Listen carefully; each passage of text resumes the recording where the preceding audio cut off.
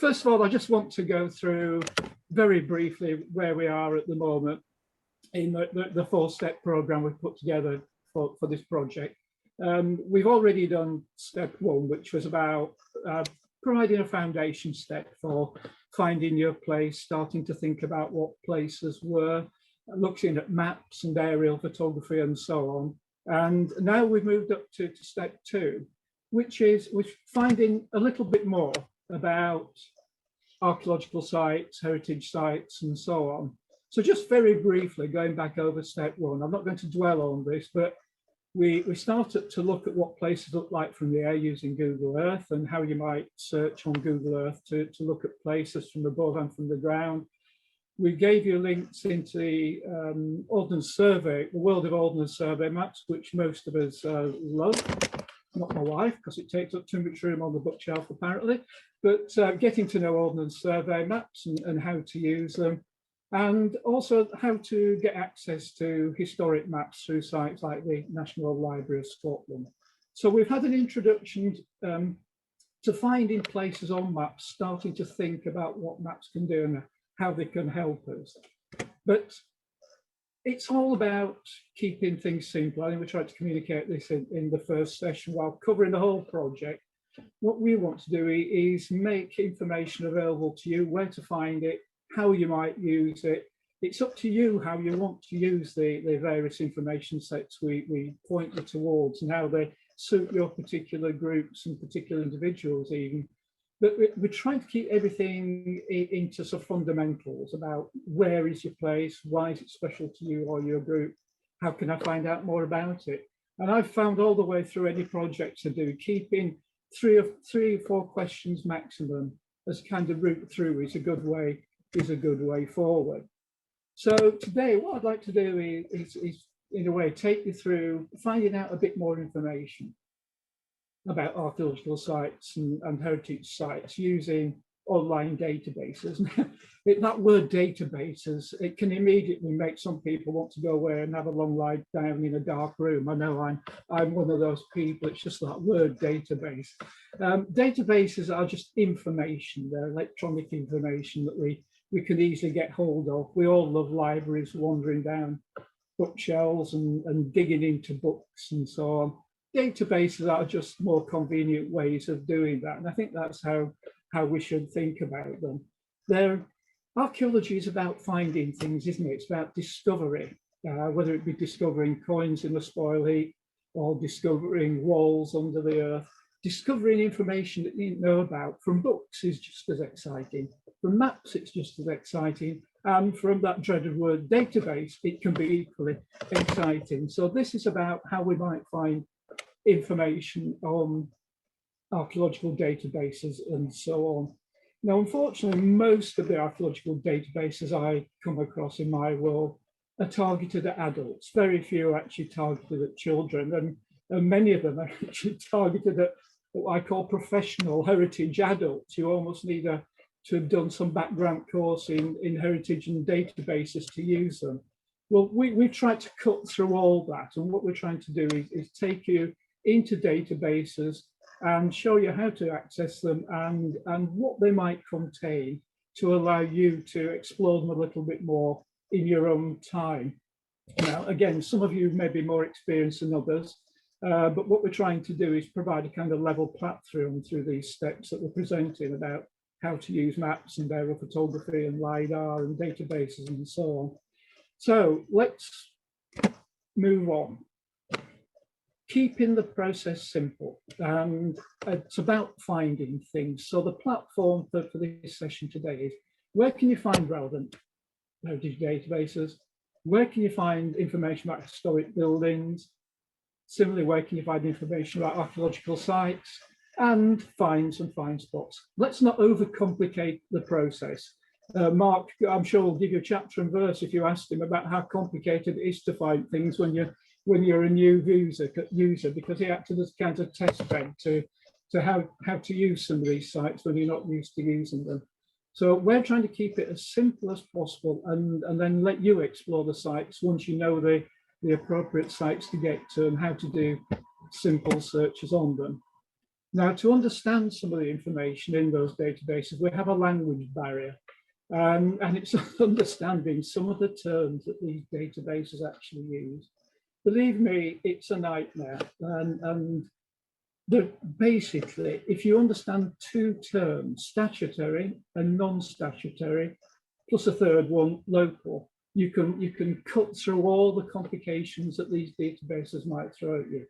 Statutory is where there is almost a legal process in place regarding a heritage site. In some databases, it's called designations, in some statutory. And that generally applies to things like scheduled monuments, listed buildings, and this term that has come to be used now, which I hate, and I freely hate it. One of the beauties about not being employed anymore by anybody is I freely feel I can say what I like about anything, within reason, that is. But this term, designated heritage asset, what on earth does that mean? I haven't got a clue. It can mean any number of things. World Heritage Site, scheduled monument, listed building, they're listed on there, you can read them for yourself. But these are terms you encounter, which can confuse you when you look at heritage databases that are statutory. Non-statutory is quite simple. It's everything that isn't statutory or designated, or a designated heritage asset. It's quite simple, everything else. And local is quite what that means. It's local records, usually pertinent to a county or a local area. So those three terms that I've put on there, you'll see them used time and time again in databases. Once you understand that they are very different things, it makes searching for information much easier. So a tiny bit of background will help you understand some of the problems that you might encounter, and which we're trying to make easy for you to almost eliminate. But to understand some of the problems helps a little bit. 1970s, there weren't any electronic databases that people were using that were freely accessible. All the records you have on all these databases now are effectively compiled from a combination of museum records in some cases, but for archaeological sites and buildings, it was a card index that was compiled by the Ordnance Survey, so they could put antiquities on Ordnance Survey maps. That was my first job as a surveyor with the Archaeology Division of the Ordnance Survey, and everything was done on card indexes. Everything on there was non-statutory, i.e. it could have included information about listed buildings and scheduled monuments, but sometimes it didn't either. It was everything. The Department of the Environment, however, kept a separate record for statutory monuments, scheduled monuments, listed buildings, etc. As time moved on into the present day, we've gone through a period that will go down in archaeological history, which I call acronym hell, when these electronic databases were being compiled. We had NMRs, SMRs, HERs, SAMs, ADS, and the list goes on, and every new bright idea that came up had a new acronym associated with it. You still see a lot of them used on the records, and it's useful to be aware that all these acronyms still abound in a lot of these databases. And I've put 2 bullet points on that slide for you to look at there. In essence, there was no coordinated approach throughout the United Kingdom. Every country did things differently. Every policy decision made in museums, they produced different types of records. There's no coordination, different levels of detail recorded on different systems. As the electronic world moved on, we ended up with different electronic mapping system and database software use. It was a mess, and to some extent, it still is a mess in some areas. As a result, we've got no single UK-wide electronic database. It's as simple as that. So to find information you want to do, the simplest thing you've got to do is to know which country you're in. And that's not usually that complicated to find out. And at the moment, these are the electronic data sets that you will find the most useful now, and we've separated them out by country, as you can see there.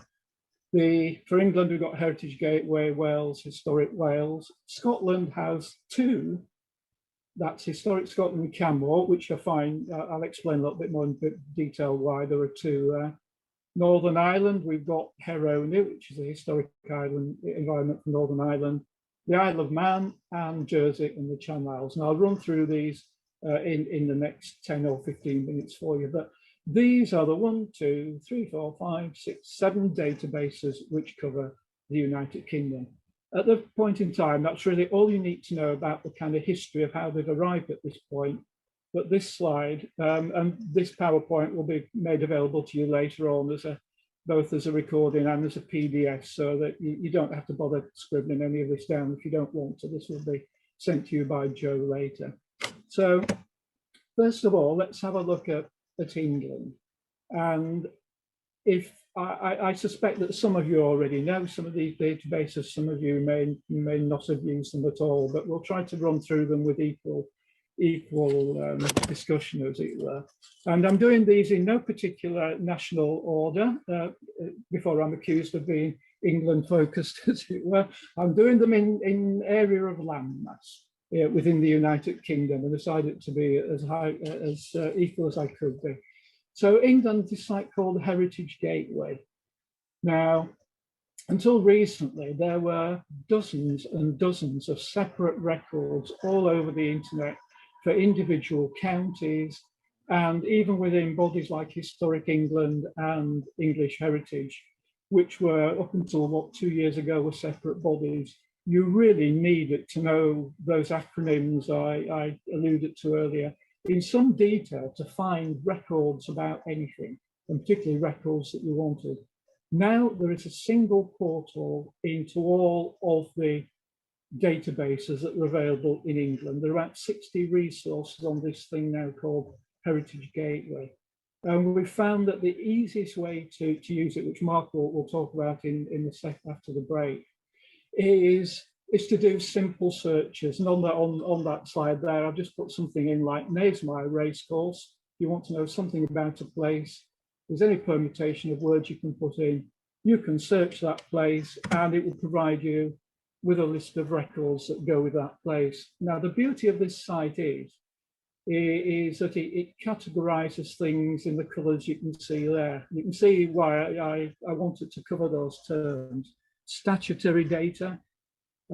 Ignore the green, national designation decisions, because at the moment they're really not appropriate for this project. That's to do with admin, and I get bored very easily with admin, as anybody who knows me will tell you. The two areas that are really important for you in this project are statutory data and non-statutory data. Local records will be relevant to you. Those are the only three areas that really at this stage might interest you.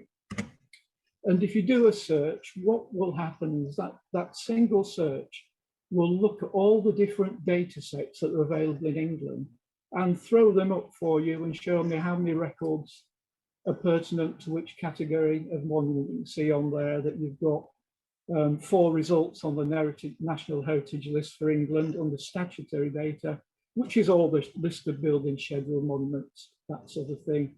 In the non-statutory data, that's everything else. There are 5 results, and it lists some of the records that those results are in, as you can see on there. Historic Milestone Society Database, National Trust, National Monuments Record Excavation Index, etc. And then under local records, it's searched through all the county electronic databases and shown you that for the city of York, there are 4 records. And if you clicked on any one of those, it would take you to those records. It's quite a simple portal into lots and lots of records. But as Mark will tell you later on, the more you penetrate it further down those records, the more complicated searches are available, and it can get more and more complicated. This is a very simple database, a simple portal into actually quite a complex collection of other databases. Now, for Scotland, it's slightly different in a way that there are 2 portals I found. Now, you can use one and link to the other, but I found it's much more complicated to do that. It's much more sensible and easy to split it into 2, i.e. the statutory records, which are curated in effect by Historic England and Historic Environment in Scotland, and CAMWAR, which is everything else. Let's keep it simple. So if you're looking for statutory records, then the Historic Environment Scotland site allows you to do a search into those records which are pertinent to the statutory monuments, listed buildings, scheduled monuments, etc. Do a map search, and once you get to the map search, it will allow you then to find all the records for statutory monuments relevant to Scotland. Again, Mark will show you and talk about this later on. CAMWA, this is for everything else. These are all the records that people have put into heritage databases over the years. Some of them are professional records, some of them are non-professional records compiled by amateur groups, by YAP groups, by individuals, and the same applies to any one of these databases. Non-statutory data is data that's been input to these databases by anybody. And this will take you into search, which allows you to search through any of those records. We'll take you down to a map-based search, as you can see there, which shows you how many thousands of records there might be in an individual 100 kilometre square, for instance, and you can continue to search down. Again, Mark will go through this later. So that's the easiest way to deal with a record for Scotland, 2 portals in that context. Wales is next, and if there's anybody here from Wales or thinking of doing a project in Wales, I apologise in advance for any Welsh pronunciations I get wrong. I've done my best. I'm sure I won't get them right. I never do, which is quite difficult when you're based at University in Chester, where a lot of the staff and students come from Wales. I pretend to get things thrown at me, so I apologise in advance. But Wales has effectively a single portal, a bit like England, into lots of other records. And those 3 other databases which it brings together are Coffline, which is everything else, Archaeology, which is everything else, and Coff Cymru, which is statutory.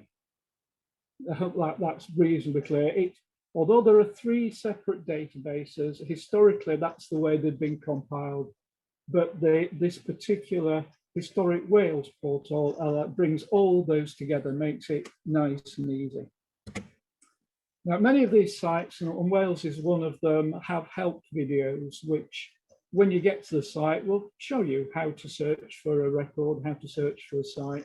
And again, Mark will talk about the ones that have help videos and the ones that don't have help videos. And what Mark's done is, for the ones that don't have help videos, Mark has put them together, and those will be made available. But again, I'll leave Mark to talk about that.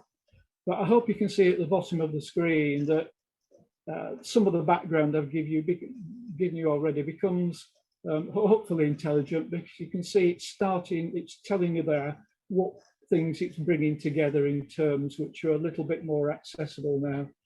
National Monuments Record of Wales, again with an acronym, NMRW, that's and everything else. Welsh Archaeological Trust's Historic Environment Records, that's everything else. But once you get to depictions of listed buildings and depictions and scheduled monuments, those are the statutory ones with some legal protection. You see what the language, it's not just Welsh and English that have a language barrier with it, it's how people describe what is actually the same thing in almost every country. Everybody seems to describe it differently and use different terms for it. It doesn't help if you're new to databases, which is why we're trying to simplify this as much as possible.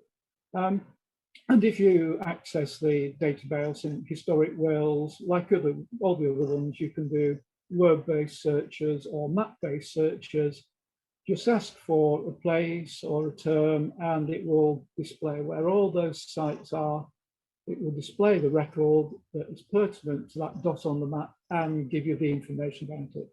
All these sites that we're giving you a briefing about all do things in much the same way. As you can see, they have slightly different presentational approaches to it and slightly different terminology that they use. But essentially, they allow you to use maps, and some of them allow you to see historic sites against the background of Google Earth, for instance, which is quite useful. Some of them even allow you to view it against the backdrop of historic Ordnance Survey maps. And you can see how some of these databases start to overlap with that first section we did about using historic maps and on sites like the National Library of Scotland, for instance, and the Public Records Office for Northern Ireland. There is a lot of overlap between a lot of the heritage databases and the map-based sites, but with the approach we're giving you, trying to build up step by step, taking you through maps first, then into databases, as time goes through, you'll see how the whole lot will piece together to allow you to get to the information that you want. Northern Ireland, again, is a mixture of bringing a single portal into what are a collection of records together. And it's a very simple process for Northern Ireland. There's a map-based viewer, and it's exactly the same as I just went through for Wales. All the sites are given to you or can be presented on the map. You click on a dot, gives you the record. And hopefully you can see on the right-hand side of the screen there, it presents you the layer list of what the sites are it's showing you. It gives you things like the sites and monuments, which is one of those unfortunate terms that has different meanings in different countries, because there used to be a thing called a sites and monuments record, SMR, back to afternoon hell, which applies to every country. And it used to be used as a collect-all term for county records, effectively, when each county curated a sites and monuments record. You can see just how complicated this background language is, but if you understand a few terms, it's not that difficult to penetrate. This one presents things in different categories, like historic buildings, industrial heritage, historic parks and gardens, you can see on there. There's built heritage at risk, scheduled zones, and so on, battle sites. Depending which country you're in, different sites present data in different ways. But deep down, they're all doing what this one is doing there. They're giving you information on a map related to a search you put in. And the simpler the search you put in, my experience is the more information you get back. The more complicated you make your search in the first place, it makes it harder to find information. I hope that makes sense. I find it easier, even now, as having to use these databases all the time. I don't try and be very specific about something like how many Roman coins have been found within 100 meters of a Roman fort, because that can lead you can spend hours trying to work that one out with all the information that sites give you. But if you say, what heritage sites are in this village or in this area I've got on the map, and it throws everything at you, it's much more easy to see what's going on, and actually gives you a much better perspective of what the landscape contains in terms of buildings and archaeological sites, for instance. And just following on that record from the site in Northern Ireland there, that one gives you the full length description that's actually in the record of that site. That's Dungannon Castle. And again, all the other sites that I've given you present you with similar levels of information from what the basic record is, i.e. a castle, right through to whatever they've got on the database. And that can be very different, particularly if in England. I have to forewarn those that are doing projects in England, that the county records are very variable in England, and some will give you everything they've got on their record, as it were, and some only give you summaries, but you don't really know until you start penetrating the area that you're really interested in. And on to the Isle of Man, the first of the Crown dependencies within the United Kingdom. And they, in fact, have just recently launched this site. Fortunately for us in this project, again, it doesn't really matter if you're not doing a project in the Isle of Man, for instance, because you might, some of the sites that we thought groups and children might be interested in, where they might go on holiday. You might fancy doing a project that's somewhere that you've been, for instance. It might not necessarily be your local area. So we've stuck with the maximum of covering all of the United Kingdom and the Crown dependencies that make up it. And the Isle of Man Historical Environment Record, as they've just been newly launched. It's another of these sites which allows you, like the others, to search against backgrounds of historic maps and Google Earth and the information they've got on record, and will present on the left-hand side, for instance, individual sites. You click an individual site, that takes you to the record. They all do things in much the same way. The beauty is that they all provide a map base so you can see the sites again. So you're no longer just presented with lists and lists and lists, which used to be a nightmare then to find out the grid reference and work and try and find that on the map. All these sites now allow you to see them against the map. And having been through step one, hopefully, we've got a much more detailed understanding of maps and how maps can be used as part of the project. So the two are starting to come together in this stage of the project. And onto Jersey and Guernsey, which again, fortunately for us, has brought its records together into a single portal, which makes life easy when looking at Channel Islands. When I first started putting this project together, it was a bit of a nightmare because it wasn't a particularly good site. During lockdown, it suddenly re-emerged as a very good site, fortunately, for those in the Channel Islands or those that are interested in.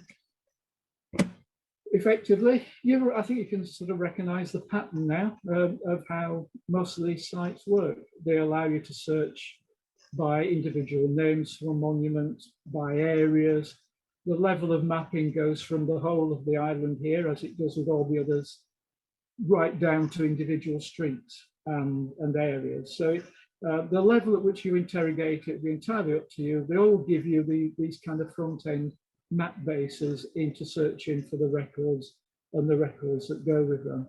And unfortunately, for those who are interested in the Channel Islands, it provides useful links into other Channel Islands-based resources. You can see there, you can look at the National Trust for Jersey. You can look at the statutory records there. It allows you to look at the records of the Channel Islands Occupation Society for any projects that might, even in England, Scotland, Wales, and Northern Ireland, you might want to link projects to do with the Second World War or the First World War with places that people go on holiday in the Channel Islands, which have this very, very strong association with military remains, for instance.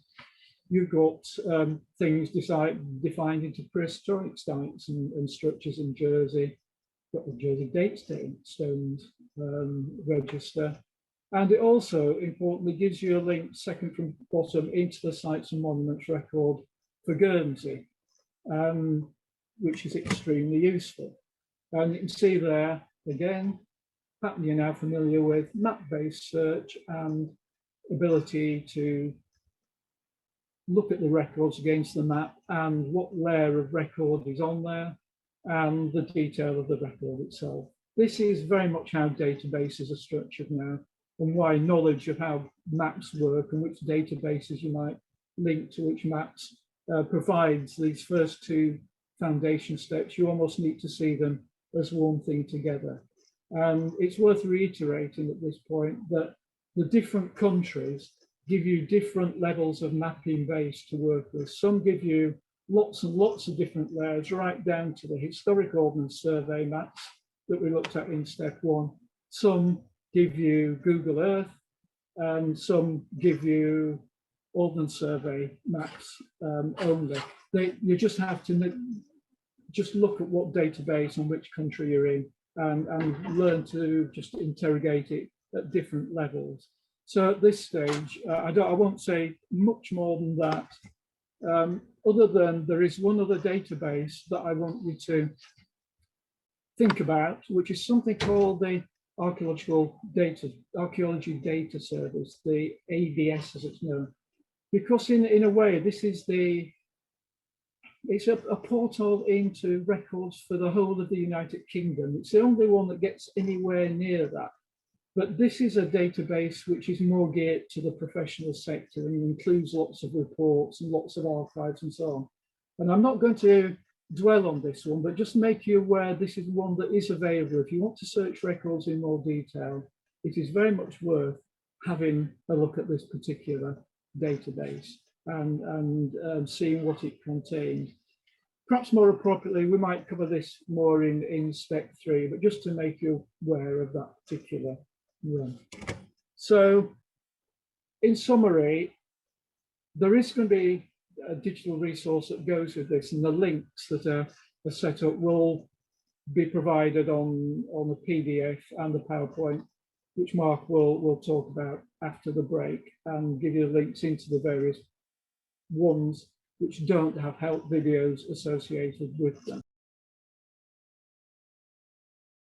So I'm based at the Museum of Cannock Chase on the Hensford Hills, and I'm aware as an adult that there are World War camps on Cannock Chase.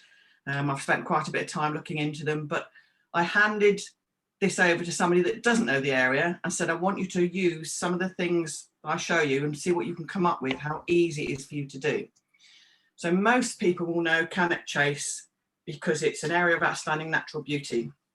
It's used for walkers, it's used for mountain bikers. We've actually got the Commonwealth Games coming there next year, and the mountain biking is being held on the Chase, which not everybody's completely thrilled about because I'm sure it caused chaos at the time. But this is what people think of Cannock Chase: fishing, walking, biking. But when you're going around, there are actually areas, some look completely natural, some don't look natural. So you can see that the bottom picture there is just the natural shape of the land. The other two pictures, there are some lumps and bumps about that really don't look like they fit in with what we would expect from Cannock Chase itself. So what I did was I asked a friend to say, can you go off with the map and have a look and see what you can find on these resources? So we used the Charles Close Society, house prices, National Library of Scotland and Google Earth, just the basic ones to start off with to see what they can come up with. So looking at the modern map on the Charles Close Society, the person I gave it to had a very good look round and decided they were going to focus on somewhere called Shooting Butts Farm. Now, a farm, you wouldn't normally expect it to be called something like Shooting Butts. It's quite an unusual name. They didn't know the history of this area, so they decided they were going to focus in on Shooting Butts Farm. So they then looked at the National Library of Scotland. We've got the historic maps there, and they tracked this back, and we're still finding Shooting Butts Farm. Again, why? They were really curious as to why that was there. Gave them a couple of days to have a think and asked them to go off again. Google Earth. Shooting Butts Farm shows up quite clearly. Doesn't look as though there's anything particular around it. You can see other places. I mean, you can see on there Cannock Chase, the mountain bike trials. There's a lot of camping in the area. It doesn't look like a name that fits with the area now, which it really doesn't. It's a beautiful area around there. But using Google Earth and zoning in, we find the Shooting Butts area there. Now, the two areas in red towards the bottom of the picture are actually areas that the World War I servicemen were used to practice. The larger area at the top is the Shooting Butt, which is the picture that's there, the photograph. And this was used right through World War I. We actually had the AONB guys take our YAP group out, and they came back with a substantial amount of World War I bullets, all absolutely thrilled to bits. They'd done this bit and found the bullets on there. So we now know why it was called Shooting Butts Farm. This is on the very edge of the farm, could have been on the farm's land in the time of World War I. So we know we've got the Shooting Butts, but the other earthworks are slightly different shapes. So we've then gone on to house prices, and you can see the LiDAR results for the area. It's been very well LiDAR'd, and these were actually the remains of trenches for the soldiers to practice in before they went out in World War I. And you can see the shape, the zigzag shapes there on the LiDAR results. And at the top of the picture, there's some straighter lines, which were part of some of the barrack blocks that were there. So just by using the resources that Stuart's been talking about, those very basic ones, someone has picked a name, they've used the very basics and discovered for themselves the things that were on the chase. Then they've gone off and had a look. There's old photographs that they can look at. There's local historical societies. And one of the major things they found out that I knew that they didn't was they had something called the Messines project in the middle of Cannock Chase.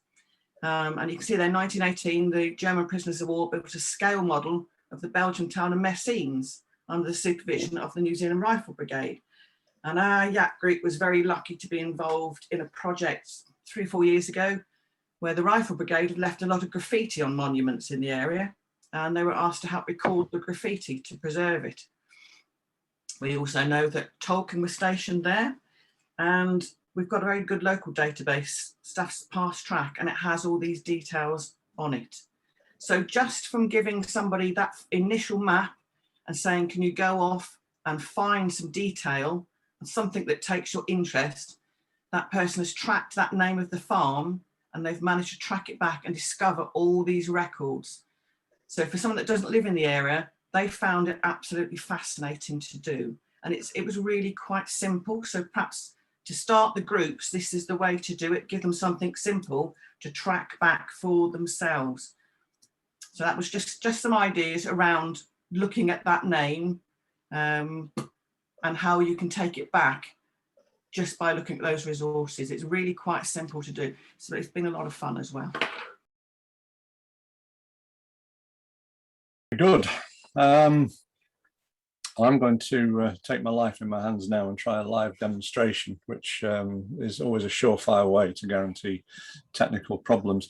Just some brief background. As you all know, I'm not an archaeologist. I've got an active interest in it, but I don't have the same level of expertise and background as a lot of you guys do. I'm mainly on the technical side. So when we were preparing this session, Stuart gave me the URLs of these various databases to essentially have a play with. And my sort of day job, if you like, is technical. It's dealing with databases. And I thought, well, this should be nice and easy. Let's make a start. And I started with Heritage Gateway. And Stuart asked me to compile some notes of, you know, there's no tips, there's no clues, just get on with it. What can you find? And I found it one of the most difficult sites to find my way around at the start, simply because, and this reinforces Stuart's message, I was trying to do too much. I was trying to be smart. I was trying to look for specific things, and it was really overwhelming, the amount of data that came back, and it was very tough to actually get to where you wanted to be. So I had a word with Stuart, and he, in typical style, gave me the magic clue, which is stay simple. And from then on, it all started to make a lot more sense. So what I've done with the sites that don't have help videos is done some very, very basic instructions on looking for buildings, find spots, and archaeological sites, which to me were a good way of actually just getting into the start.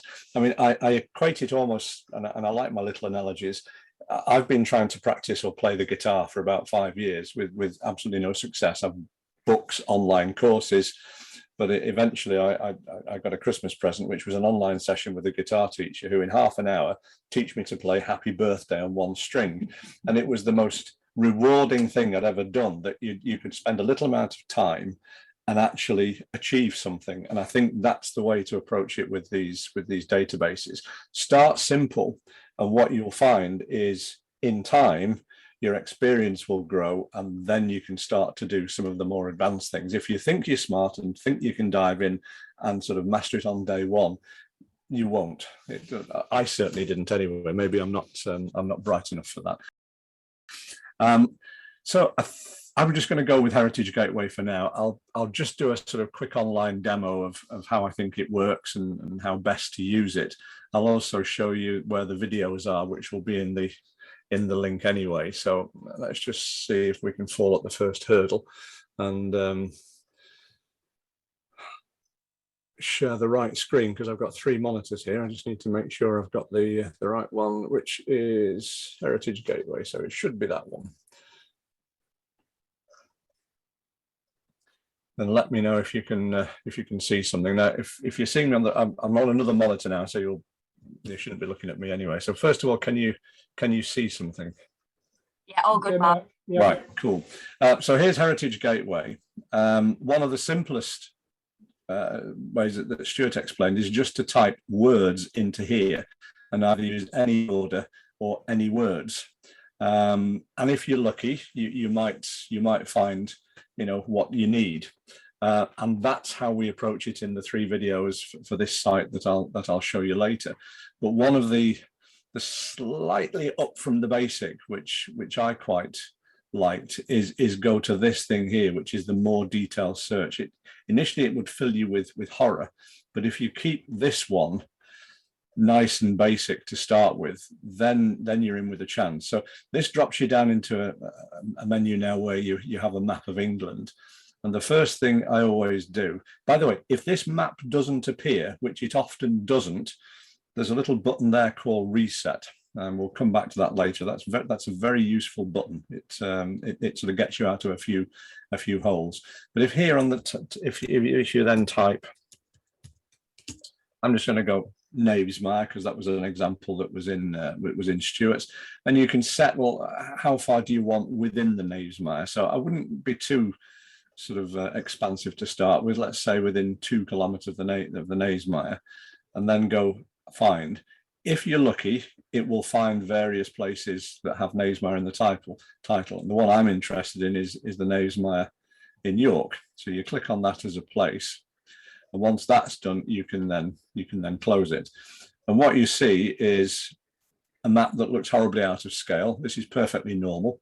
What you then have to do is zoom in, and sure enough, you'll see the little 2 kilometer square that we've selected for the Knavesmire. And the most important thing now is in these other boxes, for all of these multitude of terms, leave them blank. Don't do anything.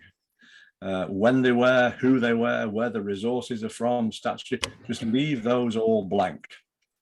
Because what you've done Sorry, is... Mark, sorry, Yes. Nigel here, just interrupting a moment. Looks like our screens are not keeping up with yours. Okay. It's got a little white box in the middle of a black screen at the moment, and there's a chat coming up now, and everybody else I think is seeing the same thing. Okay. Let me reshare again, see if that works. Let's try that again. I knew this would happen. This is the wonders of a live demo, isn't it? So let's go to there, and I'm going to take that off, see if that makes any difference. Okay. It's looking better than it did before, Mark, because we never got any of this. So Oh, maybe right. Just to be really annoying, can you Yep. start again for the Yep. recording and for everybody else's sake? Right. Okay, so well, let's go back to the home page of Heritage Gateway. And what Stuart was saying is type words in here. Any order or any words is usually a good first pass. What I'm going to do on this one is just go a little bit more detail, but not that much, whilst keeping it simple. So the one I often use is this more detailed search. Now, what I was saying before has happened. You've got this blank screen now. It hasn't worked. It hasn't loaded. So that's when I use the reset button, which gives me back to where I want to be. So first of all, can you see this map now? Yes, all Right. right. Mark. I'll let you know if Okay. anything changes. Right. So the way I normally start, and I know Stuart put as an example of one of his maps, was the Knavesmire, which happens to be in York.